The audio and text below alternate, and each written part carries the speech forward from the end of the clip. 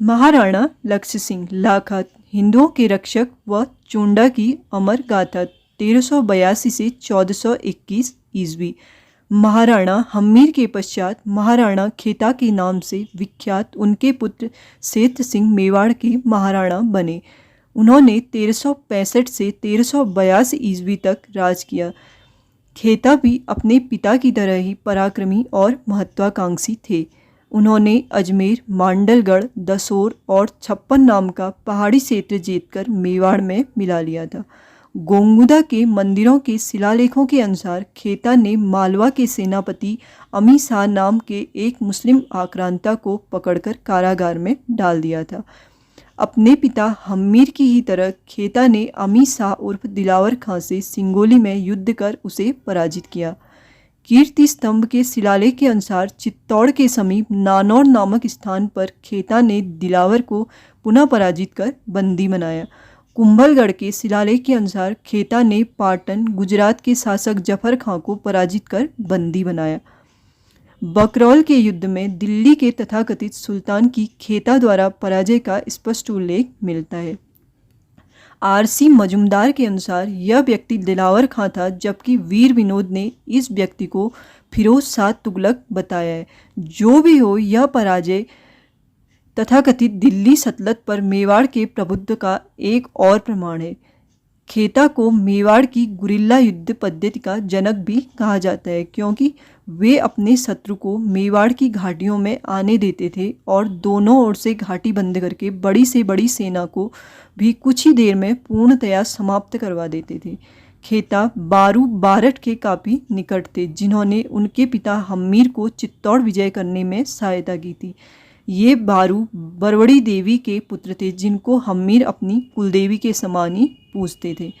एक बार बूंदी के हाड़ा राजपूतों ने बारू का अपमान कर दिया और बारू ने आवेश में आत्महत्या कर ली। इसी झगड़े में महाराणा खेता ने कुपित होकर बूंदी के किले पर चढ़ाई कर दी। इसी युद्ध में महाराणा खेता की असामयिक मृत्यु हो गई। खेता के बाद उनके पुत्र लक्ष्य सिंह, जिन्हें लाखा भी कहा जाता है, काफ़ी विपरीत परिस्थितियों में मेवाड़ के महाराणा बने। मेवाड़ के ये महान महाराणा हम्मीर के पौत्र थे और इनका जीवन और इनके कार्य निम्नलिखित 3 कारणों से मेवाड़ के इतिहास में महत्वपूर्ण है। लाखा ने ही दिल्ली के बादशाह तुगलक को बदनौर में हराया था और उसका बिहार के गया तक पीछा किया। इन्होंने ही गया को इस्लामी लुटेरों के शिकंजे से छुड़ाया था। जावर में चांदी और टिन की खानें इन्हीं के काल में खोजी गई थी और इन्हीं खानों के कारण मेवाड़ को इस्लामी आक्रांताओं से लड़ने हेतु सतत आर्थिक बल मिला। लाखा के पुत्र चुंडा के त्याग की कथा, जिन्हें राजस्थान का भीष्म भी कहा जाता है, लाखा की कथा विस्तार से वर्णित है। तुगलकों से युद्ध व गया तीर्थ की मुक्ति। एक राजा के रूप में लाखा का पहला काम था बूंदी के हाड़ाओं को अपने पिता की मृत्यु का प्रत्यक्ष दोषी न मानकर उन्हें क्षमा करना व उन्हें 24 गांव जागीर में देकर उनसे मित्रता करना। लाखा ने सिसोदियों का प्रतिशोध शांत करने के लिए मिट्टी की बूंदी बनाकर उसे तहस नहस किया। इस प्रकार अपनी उदार हृदयता व समझ से लाखा ने 2 राज्यों के बीच की शत्रुता को समाप्त कर दिया। इसके पश्चात लाखा ने मारवाड़ क्षेत्र को पराजित कर मेवाड़ में मिला लिया और बेरतगढ़ को ध्वस्त कर एक नए नगर बदनौर की स्थापना की। बदनौर में ही हुए एक भीषण युद्ध में लाखा ने दिल्ली के एक ठग गयासुद्दीन तुगलक को बुरी तरह पराजित कर उसका पीछा बिहार में स्थित एक हिंदू तीर्थ गया तक किया था। तुगलक हिंदू तीर्थयात्रियों से गया में कर वसूल किया करता था। लाखा ने तुगलक को बंदी बनाया और उसे भारी दंडराज लेने के बाद ही छोड़ा। साथ ही उन्होंने उसे गया, काशी और प्रयागराज आने वाले हिंदू तीर्थयात्रियों से कर न वसूलने का प्रण भी करवाया। यद्यपि विभिन्न लेखकों के वर्णनानुसार इस बात में भी विवाद है कि यह कौन सा तुगलक था जिसका पीछा करके लाखा ने उसे बंदी बनाया था। कर्नल टॉड उसे मोहम्मद लोदी बताते हैं, किंतु लोदी वंश तो लाखा के महाप्रयाण के 20 वर्ष बाद सत्ता में आया था। वीर विनोद के अनुसार यह योद्धा गयासुद्दीन तुगलक था, यद्यपि यह तुगलक वंश के संस्थापक गियास अल दीन तुगलक का पोता था। वैसे गया के संदर्भ में यह उत्तर प्रदेश या बिहार का कोई स्थानीय मुस्लिम शासक भी हो सकता है, जिसे लाखा ने पराजित करके तीर्थयात्रियों से कर न लेने पर बाध्य किया होगा। दुर्भाग्य से उस समय के लिखित इतिहास में हमें यह स्पष्ट जानकारी नहीं मिलती। मेवाड़ से द्वारिका का मार्ग एक और डाकुओं के दल द्वारा आतंकित था। इन्हें काबा कहा जाता था।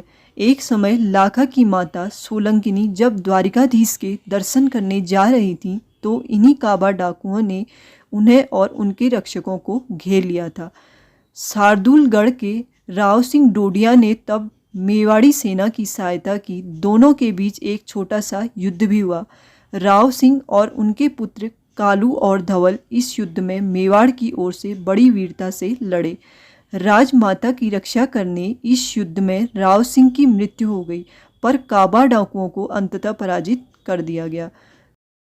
कालू और धवल ने राजमाता को मेवाड़ तक सुरक्षित पहुंचाया और वापस आ गए। लाखा ने इन दोनों भाइयों को रतनगढ़, नंदराय और मसौदा की जागीरें देकर पुरस्कृत किया तथा डोडिया राजपुत्रों को सदा के लिए मेवाड़ का मित्र बना लिया।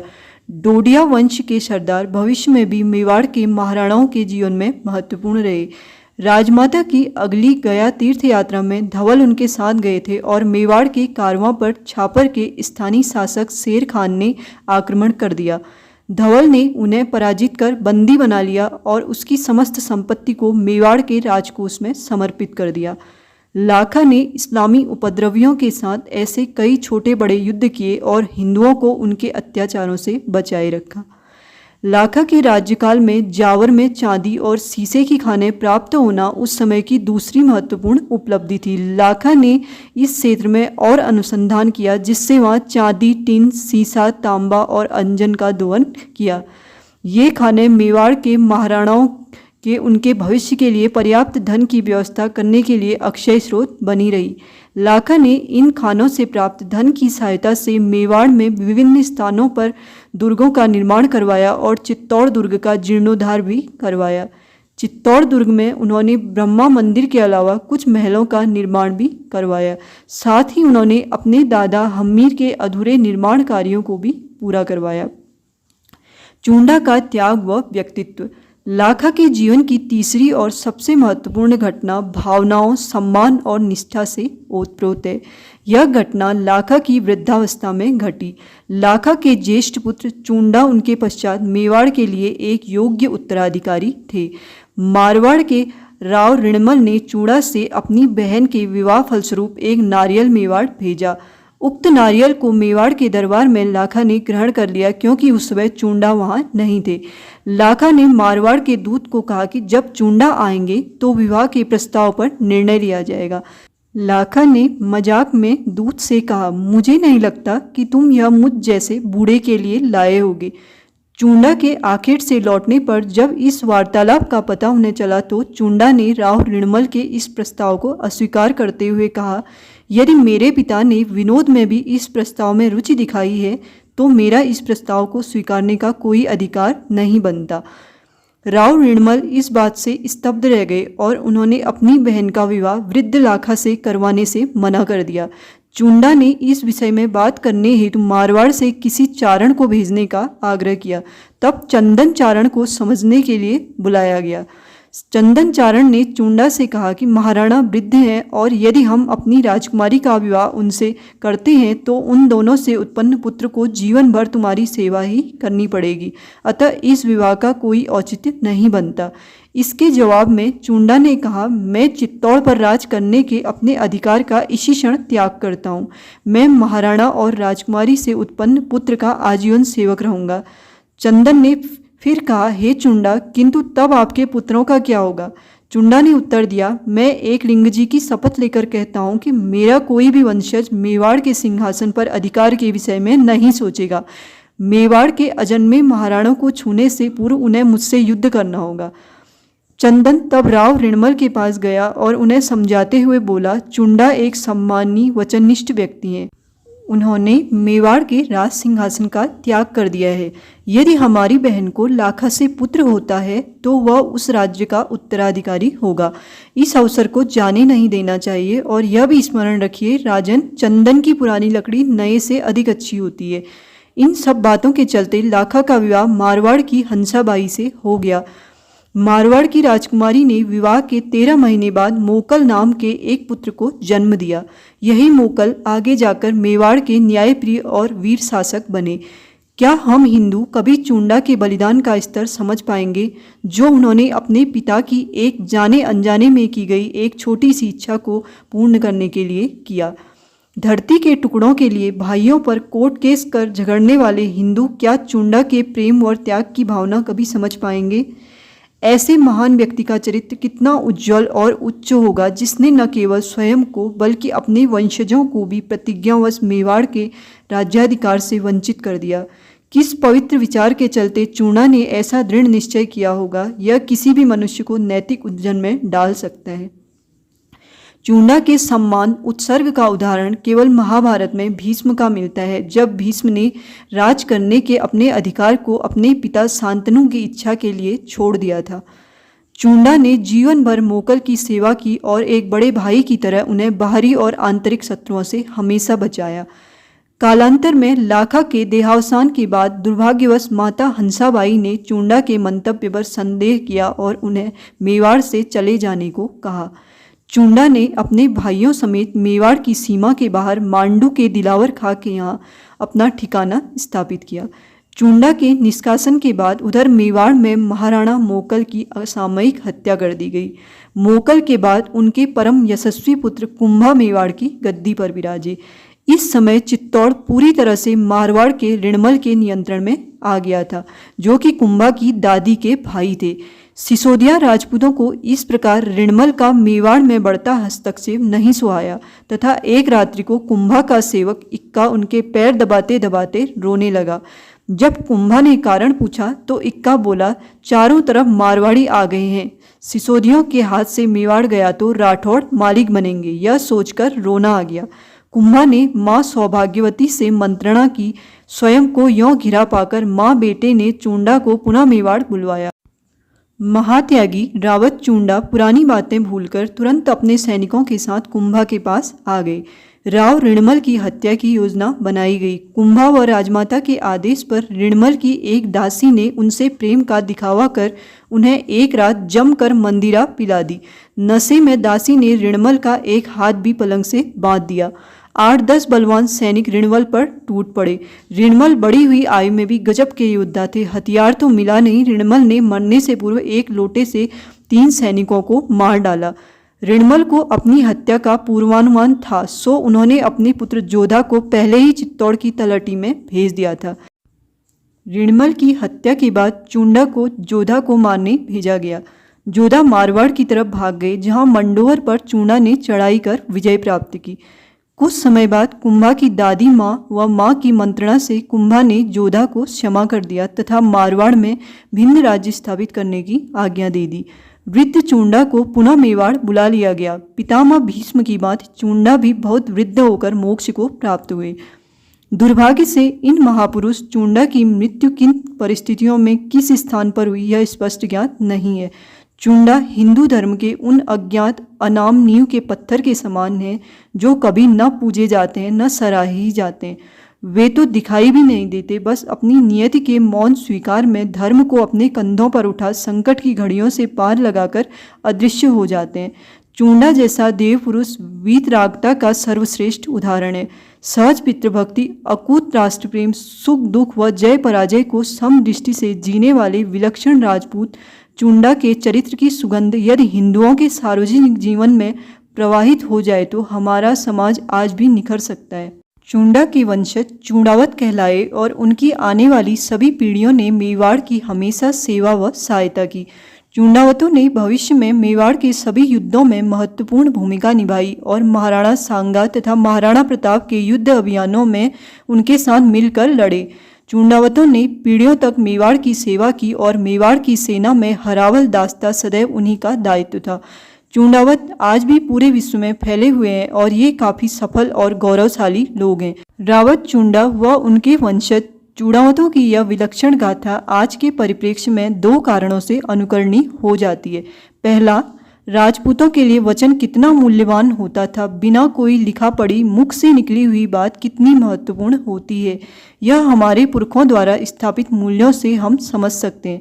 वह क्या गुण है जो मनुष्यों को पशुओं से भिन्न तथा ऊपर करता है? वाणी। मनुष्य केवल तभी मनुष्य है जब तक वह वाणी के वास्तविक मूल्य को समझे, अन्यथा वह पशु ही है।